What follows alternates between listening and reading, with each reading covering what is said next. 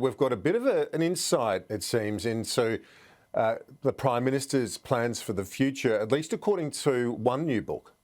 That's right. Peter Van Onselen and Wayne Errington releasing a book called How Good is Scott Morrison?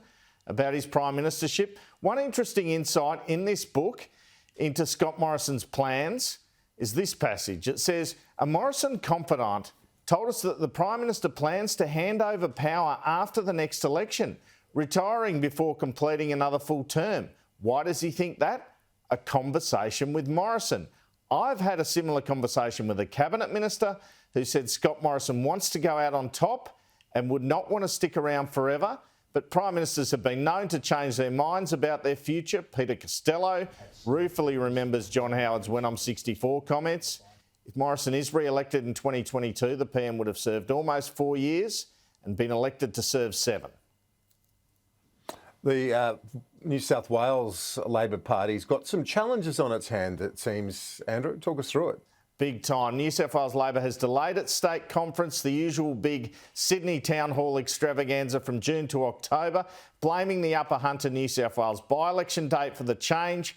More on that by-election in a moment. There are 2 other reasons being put around behind the change: real financial troubles in New South Wales Labor after the ICAC Chinese donations scandal, and the Senate seat fight between Deb O'Neill and Christina Keneally, which will have to be resolved at conference and is far from resolved. As one Labor source said to me, quote, the party is absolutely, completely broke and the cost of running a party conference is more than we would spend on a by-election. After the Health Services Union disaffiliated from the party last month, there's more trouble within the Electrical Trades Union, with the Left National Office, led by Secretary Alan Hicks, on the brink of taking the New South Wales branch over from the right faction. State Secretary Justin Page is on leave with his future in doubt. Chief Operating Officer of the union, George Houssos, the husband of Upper House Labor MP Courtney Houssos, has quit the union over the split. With the New South Wales Labor branch in such turmoil, a key question is, could this once all-powerful branch and its poor performance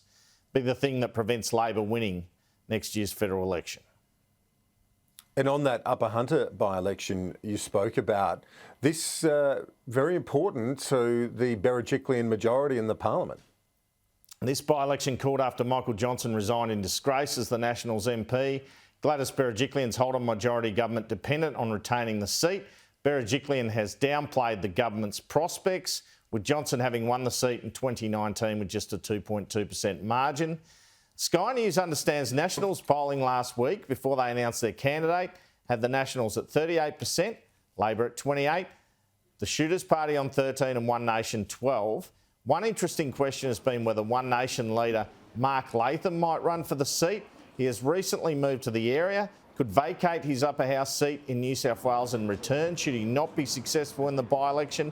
Latham has been weighing this up, but it is unlikely he will run, Kieran.